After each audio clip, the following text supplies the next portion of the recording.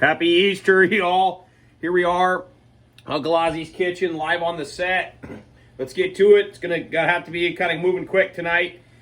Staying clean, hands are clean, number one, always during a time like this. If you're in my kitchen, if you're in any kitchen, don't ever cook food for me if your hands aren't clean the entire time.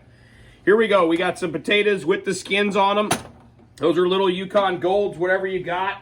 Especially at a time like this, we're gonna grate some cheese. This happens to be a sharp cheddar. Always grate your cheese. It's the best way to get fresh cheese. If you want flour on your cheese or additives, then go ahead and buy the stuff in a bag because that's what it's got in it.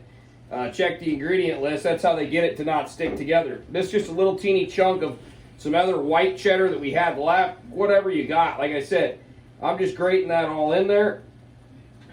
Okay, thanks for playing. Tap the grater out. Now that's going to go on top at the very end. What else we got going in here? We've had some beef stock in there. We've had some tomato paste. We've had some Lee and Perrins, salt, pepper. We got some ground lamb, green beans, frozen peas, fresh carrots, white onion, a little bit of corn from Grimes from last year's corn. That's all mixed together. There's some green beans in there too. The beans were blanched off or cooked in for the last half of time while cooking or cooking off the potatoes. Now we're going to mash or smash the potatoes. Old-fashioned potato smasher. We're just going to smash those. Salt. The water that the potatoes were cooked in had salt in it as well, so we don't need too much. A little bit of fresh cracked pepper. A good lug or big lollop of butter. Milk or cream, whatever you have. Decent amount of that. Depending on how loose you want your potatoes.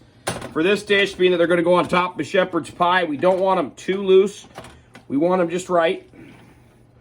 Get all that smashed together. I like doing it over the heat slightly. I think it really helps in kind of working everything together when that cream or the milk and that butter get mixed in and worked in with the potatoes.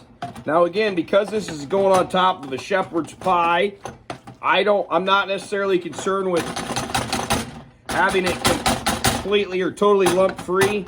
And I left the skins on because that's where all the nutrition's at. And at a time like this, especially, we need all that we can get. Okay, there's that. Now, what you're going to do to make this is I got a little ceramic dish. It's been wiped around with a paper towel and some olive oil. You can use Pam if you like. I don't like that stuff. Potatoes and cheese are going on at the end.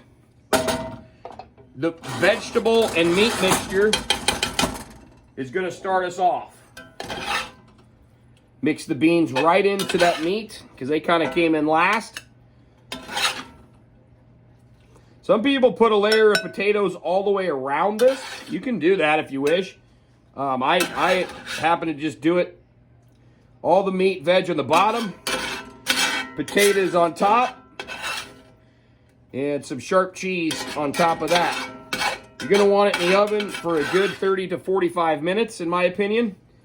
And you can start it out at 375, kick it up to 400 for the last 5 to 10 minutes. And I would, depending on how your cheese melts, you may want to kick that up to broil. Okay, every last drop in. Wipe the dish because I don't want any of that to burn and I like it to look good. Take the potatoes. Every last bit of them. Right down in. I got a little spatula deal to help with that. And you can see they're kind of firm, but yet they're nice. Big old mound of those. I'll be eating this for lunch for a few days. Doesn't bother me any. Look at the Irish to me. Okay, put the potatoes down on. Even distribution. Spread those around. Even distribution. Kind of like building a house. Solid foundation, and then your taters up top.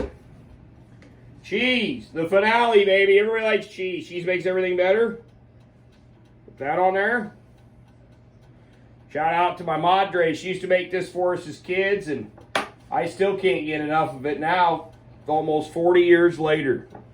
Happy Easter, folks. Doesn't look like much now, but trust me, there's a lot of flavor built into that. I wish this thing was see-through. Over and out.